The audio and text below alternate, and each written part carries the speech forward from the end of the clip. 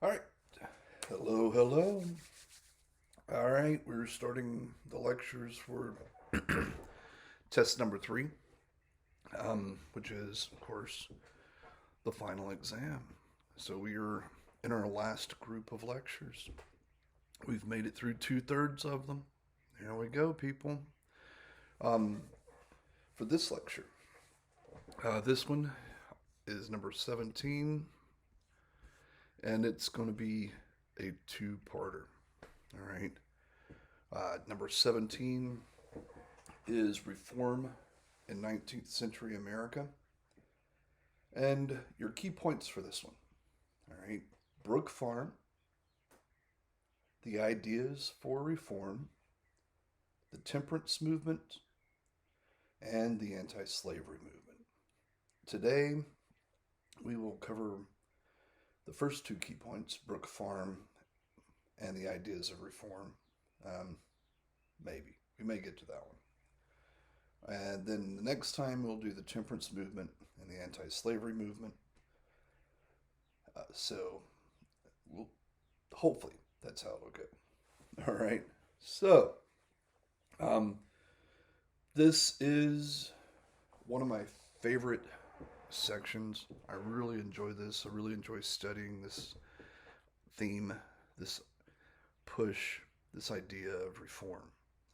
In American history, reform plays a very prominent role. And through most of our history, this tends to really occur every 30 years. This is a cyclical thing. People will get tired of how things are, how unjust, how unfair, how, they get tired of how people treat one another, and then want to work on this and create a better world. Then we'll get into it. We'll start working on it. We'll start doing major reforms or creating utopian societies or reformed societies and push for the improvement of the people, for the people, and of course, by the people. And these reform movements sometimes get out of hand, sometimes get kind of radical, and then we'll backpedal and get conservative again. Then, this piling up of injustice will get to us again, and then we'll go through this cycle again. The cycle that we're talking about today is during the 1800s, roughly from the 1820s to the end. The 1800s was very much a time of American experimentation and of trying to perfect the ideals of a utopian society that our founding fathers gave us. So, with that, let's kind of get a start. Um, how I always like to start this one is with a quote from Albert Einstein.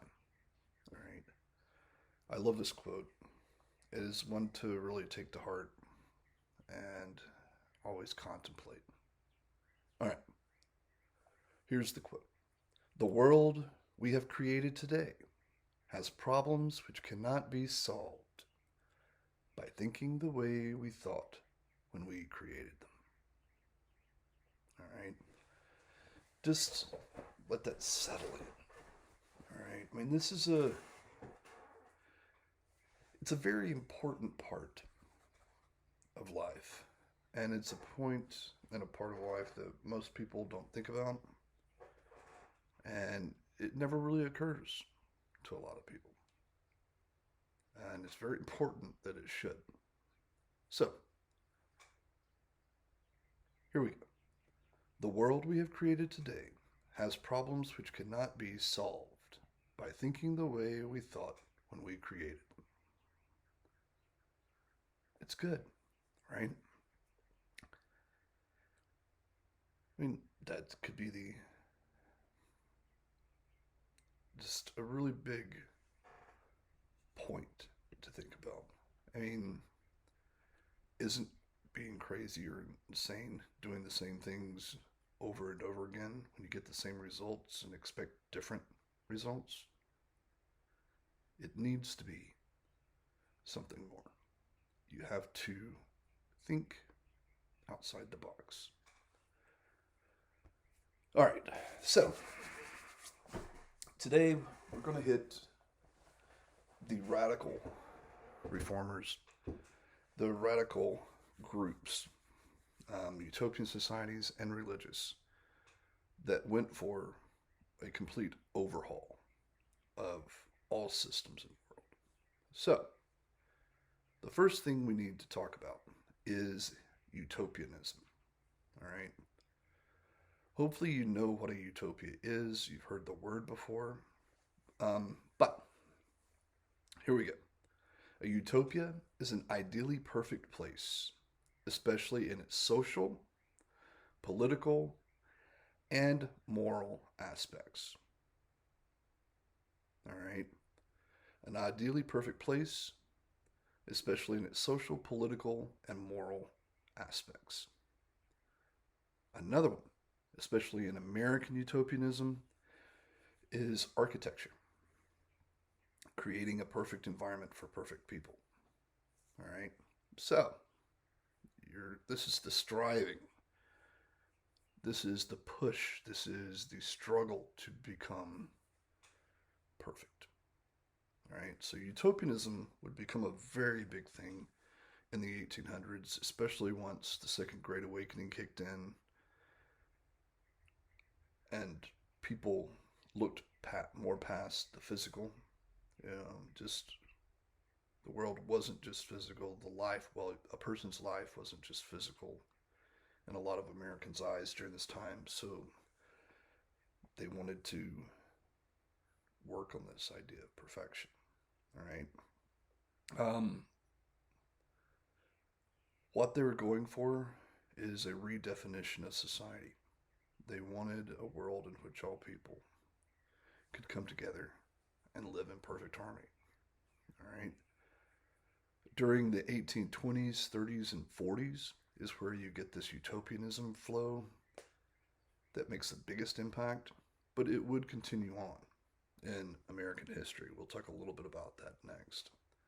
But the zenith of utopianism in America was the 20s, 30s, and 40s of the 1800s. All right. So, let's hit a few of these radicals. All right.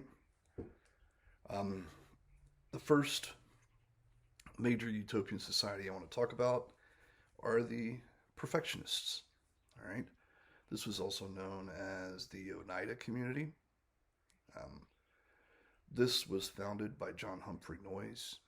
He brought all these people together to live together, to work together, to create a perfect society, a communal society, and kind of buck the system. Get rid of all the old ways.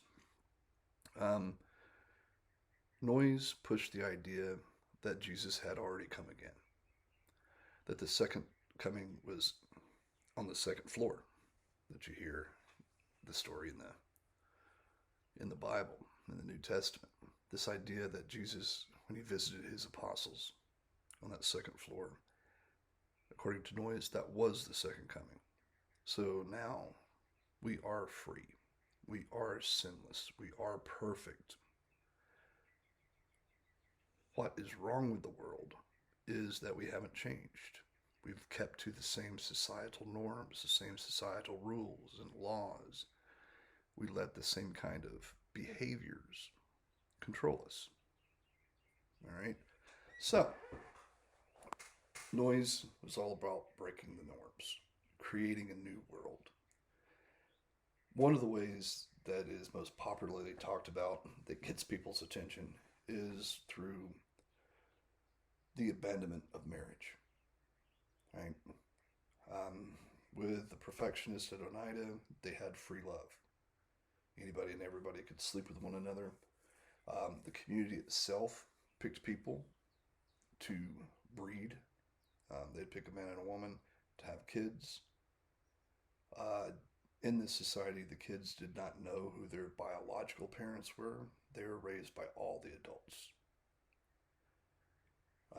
Actually, there's quite a few autobiographies in the 1800s of kids raised in this perfectionist society. If you want to get into it, it's fascinating. However, Oneida would end up falling apart because of jealousy. Um, People wanted to be with certain people, and other people wanted to be with certain people, and it just kind of broke them down. And Noyes got power hungry. Um, in the end, basically, he was believing that he was the man that should mate with all the women to create the perfect children. So this group just kind of spiraled out of control after it got started and fell apart.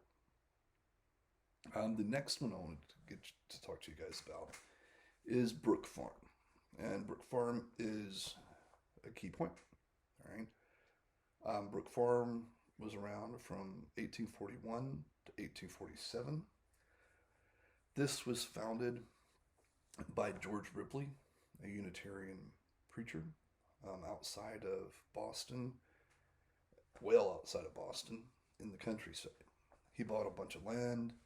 They built a house and a barn. They started farming. Brook Farm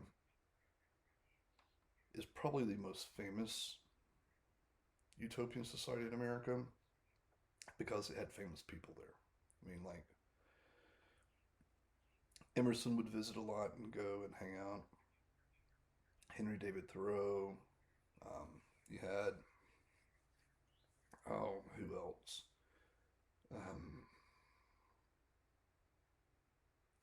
I just went blank. I hate when that happens. But Brook Farm was focused on this communal lifestyle. They wanted to split intellectual work and physical work to create this perfect person. You'd spend half your day writing, studying, going after your intellectual pursuits, and then the other half you had chores around the farm. You had to work in the fields, you had to do the barn, you had to do farm labor. This was meant to create that combination, the perfect man, the worker intellectual. However, in the end, the farmland was poor. It never really grew anything and really couldn't sustain them. Nothing really worked out. And once the barn burned down, everything started falling apart. All right. So this would fail. We also have other ones. We have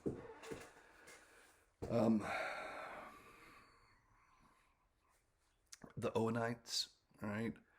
This was a group started by Robert Owen in the 1820s. This was more of a political group,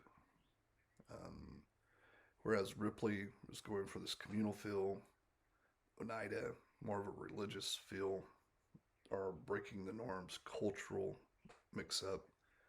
The Owenites really focused on what would become popular in American utopianism, what they would refer to, what we now refer to as utopian socialism. All right. This is the idea of people coming together, forming their own little community, and everybody working and taking care of one another. All right. So the Owenites would be a huge, huge hit in the 1820s. Most of these communities would only last a couple years, but there were lots and lots of them all over. All right. New Harmony, Illinois was just the most famous. All right. Along with that, you have the Fourierists. All right. This was, of course, founded by a French philosopher, Charles Fourier. They believed that the best way to live is in self-sufficient, independent phalanges, as he said. Um, what this meant is basically, remember the Greeks, how the Greeks first started forming civilization, they created city-states like Athens, Sparta. And this is it. Come together, form your own little community, farming community, trading community, all of it together. But you are completely and totally self sufficient. You only need your community, you don't need the outside world. He believed that this would be the best way forward. All right. Um, his followers would end up calling this associationism, and this would be huge, huge in America during the 1840s. The American that would popularize this throughout the U.S. at the time was Albert Brisbane. All right, so this would become a big one, after the Owenites. But this, Furyism, the Furists, would become big during the 1840s through the 1850s. This idea of Furyism would spread throughout the U.S. Many, many, many of these utopian city-states would pop up. Also, this is not just during the 1800s. It continued on. In the late 1800s, you start having a lot more communal farming societies out west. And by the early 20th century, you have more pop up. During the 19 teens, from like 1911, 1914 through 1918, you have Lleno de Rio, which is on your PowerPoints. This was a communal farming society based on socialism, and it would spawn others in Louisiana, Virginia, and they would last well into the 20th century. And things like them are still around. You can still join these kind of communal agricultural societies. Also, kind of in the vein of cultural utopianism, Disney. Yeah, Disney, Walt Disney World. You know, Disney World in Florida, right? Outside of, part of Orlando, or its own world in Orlando. They created what they considered their utopian society, which is a neighborhood. It's called Celebration, Florida. It is based on what many Americans view as our zenith in modern American culture, the 1950s, right? And this Celebration, Florida has its own grocery stores, everything. It's this little community, gated community in and of itself, to take us back, so to speak. But we have these utopian societies. These people were looking for something to bring the world together, to make a better place. All right, next. We're going to move on, and we're keeping on with radical reform. All right. With radical reform, it's a little different. Well, utopianism is radical reform, but we also have radical religious reform, which works on changing basically the spiritual outlook of American society. Most of these, during the 1800s, where we're talking about them, were looked upon as radicals, unwanteds, weirdos, or people outside the norm. And a lot of these religions were persecuted. All right. So, with this, let's get into radical reforms in American religion. And, I mean, one at the top of the list, of course, are the Mormons, right? Um, the Church of Jesus Christ of the Latter day Saints. Um, the Mormons were founded by Joseph Smith in the 1820s as a small little church, which he called the Church of Christ. Um, the Mormon Church, the Latter day Saints, would actually start in 1831 after he published the Book of Mormon. All right. This religion is an American original, right? This was created by an American in America. Like I said, officially it started in 1831. Roots back to the 1820s. It was founded by Joseph Smith, and this religion is still around today. I mean, it's got 16.3 plus million followers. It's a big religion. It has come into its own. Joseph Smith, the founder, was born and raised in upstate New York. He founded this religion after his ascetic spiritual journey in the wilderness near his home. He went into the woods for 3 days, no food, no water, and he would have visions. The visions came from an angel Moroni, as he said, and this angel led him to gold tablets, which he would use a rock and glasses they were special, um, magical glasses and a rock that would help him translate these tablets. And these tablets were the Book of Mormon, right, where Jesus came to the Native Americans. With the Book of Mormon, you get this big push. His church would grow very rapidly. Of course, with Mormonism, this was, and when it came out, viewed as heretical to most Protestant Christians in America. Religion is not established religions are not accepting of new ones.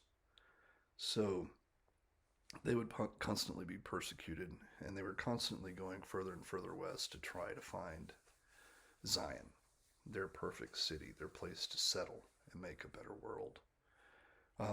So the religion itself they use the Old Testament, New Testament, and the Book of Mormon, but they also have the Doctrine and Covenants and the Pearl of Great Price. So those are the main religious texts for the Mormons. This group really focuses on the idea that we were once spirits, children of God in the spiritual world, and God wanted us to grow and be more like Him, so He sent us to earth for the trials and tribulations and learning to grow and become more like Him. So you got a little bit of Mormonism, an American original. Other radical religions of the time, one of the big ones, of course, are the Quakers, right? I'm sure you've heard of the Quakers. The Quakers were founded in England by George Fox. They were and really pushed against religion, all all established religions in England. The Quakers were known for their shouting fits in the beginning, where they would loudly protest a preacher when they said that the preacher was going against God. And this group was not liked anywhere in England. So they would head over here. All right, some of the original Quakers that would come would land in Boston, and the Puritans would heavily persecute them, beat them, whip them, put them in stockades, actually hung people, um, executed them for their religious beliefs. So the Quakers were hated for quite some time. You know, it's but once they started coming in slowly, they were less persecuted but always hated.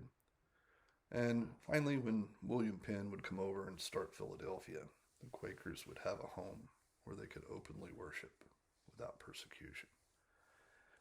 The Quakers, it's also known as the Friends Church, are the religious society of friends. Um, they push the idea that all people have a light within themselves, and that all people could experience this light that is given to them by God. Um, for the most part, their services tended to be focused on singing and a prepared message from the Bible. But with the Quakers, it evolves from this very openly fussy and yelly group promoting and pushing how everybody is becoming more and more evil because of their warped religious beliefs. And by the time of Penn here in the US, it's becoming more and more what's known as quietism. It's this idea of they're mellowing, they have their own churches, they have their own ways, they practice pacifism. They create some of the first anti-slavery societies in America, and they really push and promote the equality of all humans.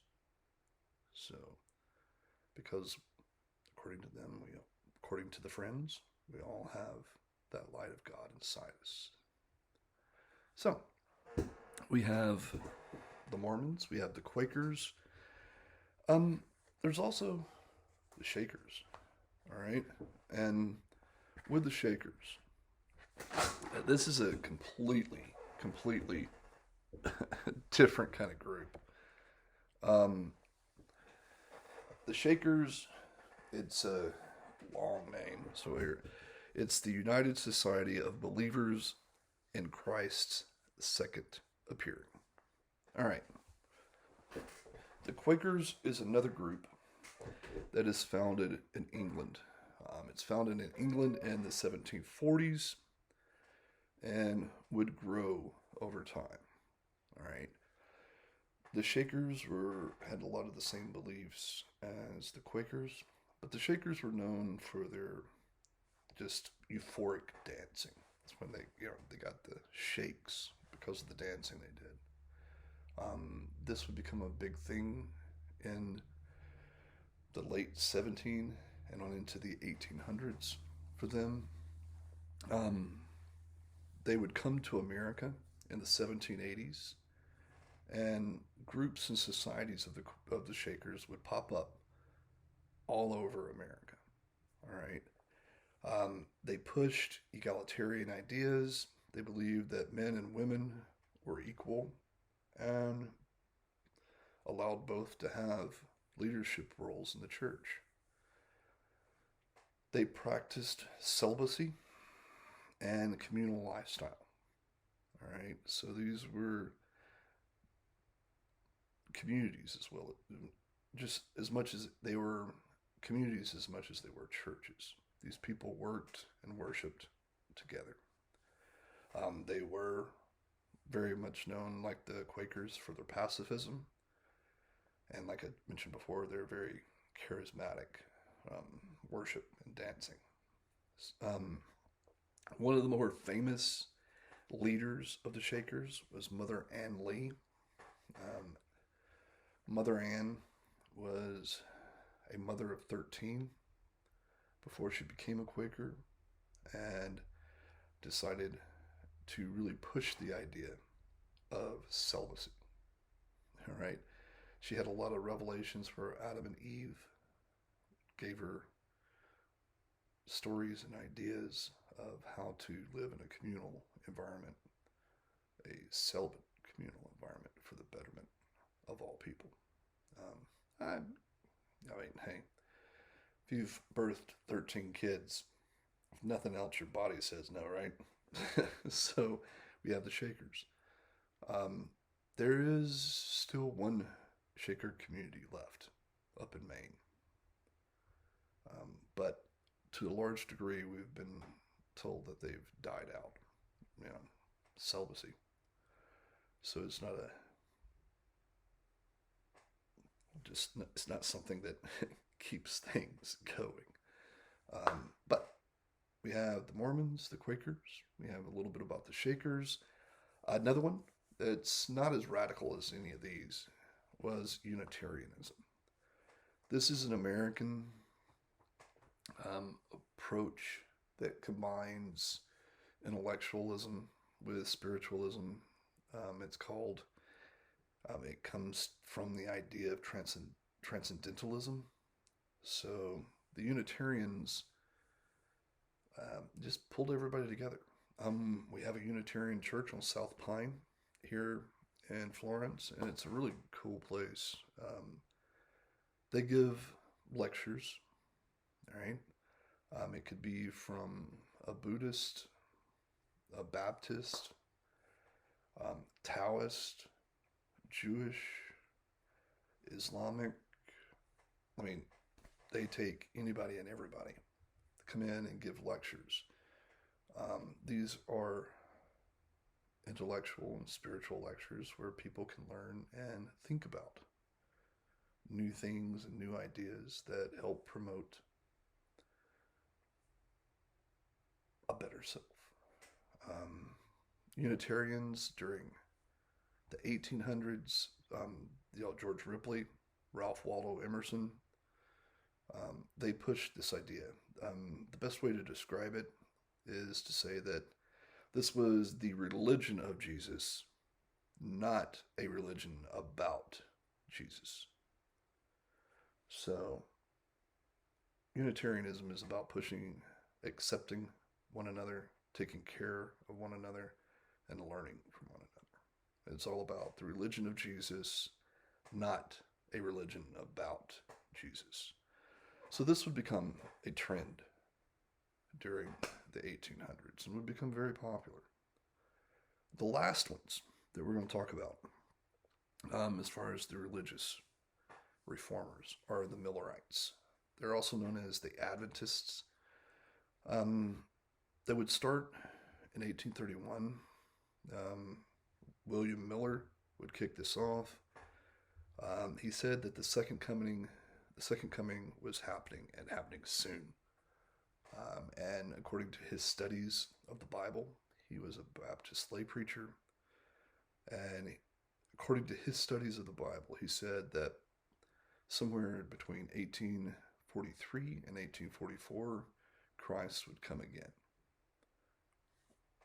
And that we needed to prepare ourselves and get ready for this.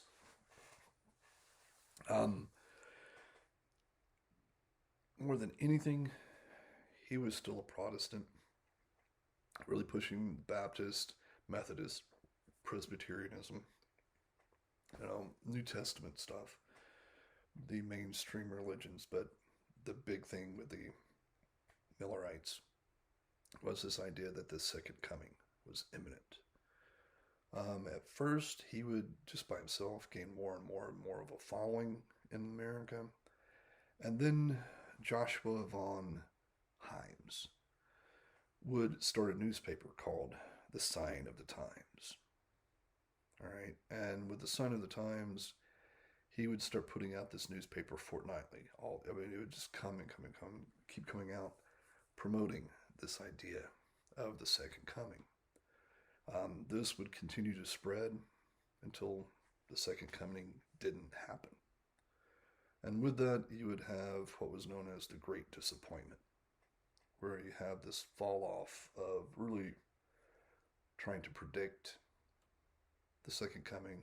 Just these people would start pushing that it is imminent. It is here before you know it. It is almost here. We got to be ready. And it would split off into what would become like the Seventh day Adventists, other Millerite groups. But it was still a Protestant denomination, really focusing on um, taking care of oneself, eating better, following this, follow this, the strict ways of the Jewish eating habits and the Catholic eating habits in a way, and focusing on spirituality, preparing yourself for the second coming. With that, all right, we've covered a lot today. We've really got into reform, utopianism, reform, religious utopianism. And with this, what I'm going to end with is we're going to start the ideas for reform key point, but I'm going to talk about one aspect of that. There are two different things that I want to talk about: the sources and the principles. So what I'm going to end with today are the ideas of reform's sources. And what we'll start up the next lecture with are the principles of the ideas for reform. All right, so let's talk about some of the sources that pushed people to create utopian societies, that pushed people to create utopian religions, that will push people, as we'll talk about in the next lecture, to change society, mainstream society, through reform. All right, so the sources for the ideas of reform. Well, of course, it's the Republican ideals of the Declaration of Independence.